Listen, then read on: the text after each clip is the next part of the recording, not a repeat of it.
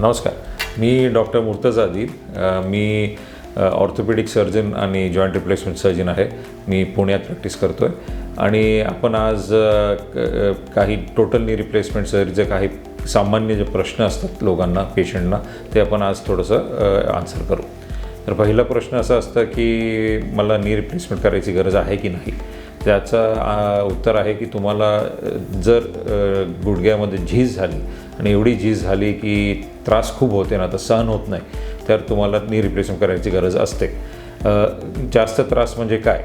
पहिलं म्हणजे की तुम्ही काही न करता पण तुम्हाला गुडघ्यात त्रास होते.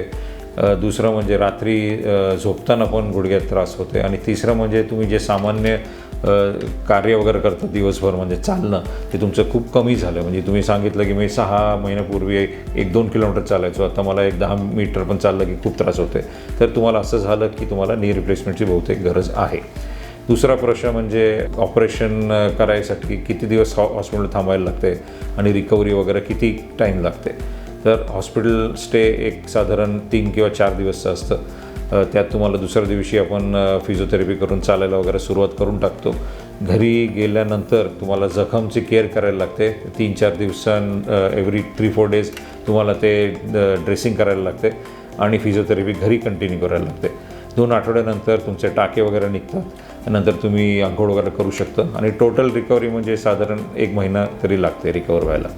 आणि आता तिसरा प्रश्न की नॉर्मल नी रिप्लेसमेंट करायचं का आता ते रोबोटिक नवीन प्रकार आहे ते करायचं. तर जे नॉर्मल आपण नी रिप्लेसमेंट करतो त्याचं पण रिझल्ट्स खूप चांगले असतात. रोबोटिक जे नवीन जे आलं आहे टेक्नॉलॉजी, त्यात थोडंसं ऑपरेशनचं पार्ट जे असतं ते रोबोट असिस्टेड करतो आपण.